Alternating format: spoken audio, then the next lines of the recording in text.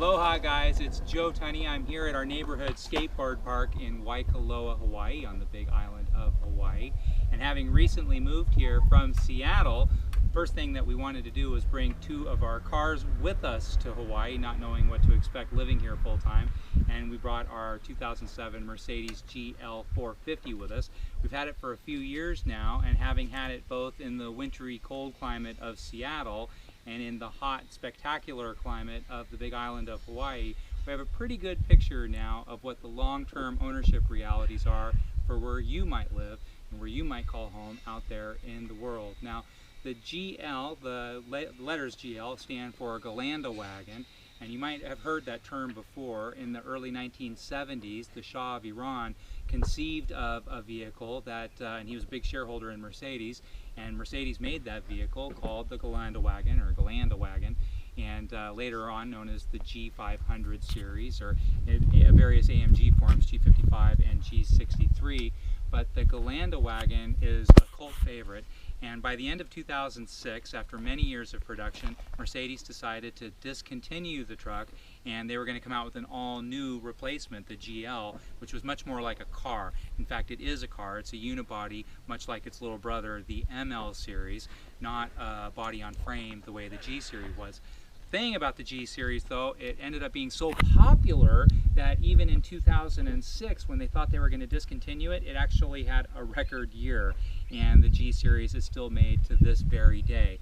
Today, the GL series is called the GLS, which means the S class of Galanda wagons, but the same vehicle since 2006 is pretty much what you'd expect on the showroom floors of Mercedes-Benz today.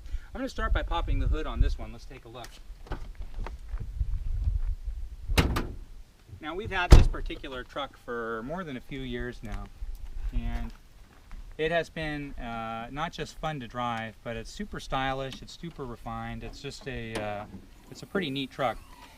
Typically, when you hear GL450, you would assume that the engine is a 4.5 liter V8 engine. In this case, it's a 4.6 liter V8 engine, 335 horsepower, 339 pound-feet of torque, going through a 7-speed automatic transmission. Now, one thing you'll notice is the Mobil 1. It only takes synthetic oil, and for those of you who already own GL series trucks, you need to know it doesn't take just any Mobil 1. You need the European version of Mobil 1 oil. It takes a very specific oil, and it uses that oil and that oil alone. The other thing is it goes through oil much more than you might expect. Most cars don't go through oil the way a GL series does. GL can go through a quart of oil in even as low as 1,000 miles, and you think, my gosh, there's something wrong with my truck. No, that's not the case at all. This particular truck is about as top of the line can be, so it's a premium package with lots of extra options above and beyond that. One of them is the appearance package, so it has 19-inch alloy wheels a la the AMG series vehicles, and then this one has Michelin tires. We live and die by Michelin tires. And then the running boards as well. And so the brushed aluminum running boards with enough to scrape the mud off your feet if you're here in Hawaii, or the snow off your boots if you're in Seattle. It also has things like power folding mirrors, which are nicer in Seattle. The small garages in the Seattle area, you tend to want to fold those in if you can. Inside, well, this is a premium package, so wood steering wheel, leather interior, and the leather on this truck is to absolutely die for. It is some of the nicest leather you'll ever find in a vehicle ever. It's hard to believe this is 9 years old. In the back seat, plenty of room for a baby seat, plenty of room for 2 more people above and beyond that. You have climate control in the front, and then you also have second and third row climate control as well, and then tons and tons of space in the back. Taking a look into the trunk, all GL series are going to be 4MATIC 4-wheel drives. This one just happens to be fitted with a Class 4 trailer tow hitch as well. Again, that's going to be pretty rare on a unibody vehicle. Most unibody vehicles don't tow at all. The GL, in fact, tows quite well. So this one has the third row seat down. There's only 5 in our family, and obviously since we're in Hawaii, we go to the beach all the time. And so you can see, even with 5 boogie boards, with all of our towels and everything like that, there's still tons and tons and tons of room. There's 145 cubic feet of total interior volume in the GL. So even with the third row seat up, you still have lots of room. The nice thing too is the third row seats are split, and they're power third row seats. Also in the premium package, the power tailgate. Taking a look along the side, one of the real hallmarks of Mercedes-Benz is their paint, especially black paint. This car looks particularly good in black on black. It's obsidian black, but the lustrousness, this car is a 2007 car, and the lustrousness of the paint to this day, unwashed, is absolutely magnificent. Inside, in the passenger side of the back seat, as much room as you could possibly ever need. I'm 6 feet tall and almost 180 pounds, and I have a half foot of leg room. I have more room than I could ever possibly hope to need. And so headrest monitors on either side, you don't see that all that often. Another really cool feature.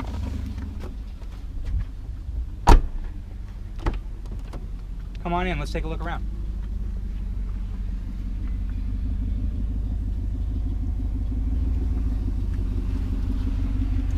Again, the Harman Kardon stereo is one of my favorite features. A couple of things I don't like, however, in this center console area is the navigation. The navigation is really small. It's very clunky by today's standards, and it was a little bit small and clunky even by 2007 standards. However, most phones nowadays have pretty good navigation units, so I don't think the marketplace cares about that as much. I just think it's not a very good navigation unit. Like all Mercedes, one of the nice features that I like is if you just want to immediately go to a radio station that's not on your presets, just push the star button and the station you want to go to. Star 933 goes to 93.3, and that way you don't have to fiddle around with anything. One defect in the build of these GLs is this key or coin holder right here. They all break. They have little flimsy plastic gears in the back of these, and it's just one of the things that breaks.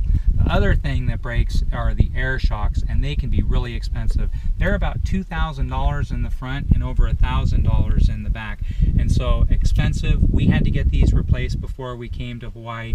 It does make the drivability of the truck a lot better, but they are expensive. So if I were doing this all over again, or if I was buying this very 2007 with 117,000 miles, things I would definitely check for: I would take the car over bumps for sure, and see that the compliance of the suspension is good. I would also want to see the car cold, not warmed up. That's a big deal, because if it's warmed up, it might have inflated the bags of the air suspension. I pay my good money, take the car home, and now the thing is sitting on its haunches. And so you do not want to inherit somebody else's problem. Rule number 1 when it comes to buying pre-owned cars: always, always, always get a buyer's inspection at the place that sells that car new. Absolutely the case in a car like this, where there can be a lot of expensive problems that you don't want to take ownership of.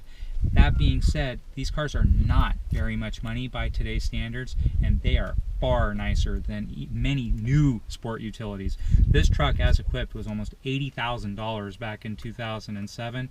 It looks like $80,000. It drives like $80,000. It feels like a really terrific piece of machinery. It will be with a very heavy heart that we sell this. We went from a 2000 Land Cruiser to a 2003 Lexus GX460 to GX470 to a 2007 Cadillac Escalade ESV to this, and this by far and away is the favorite sport utility our family has ever owned.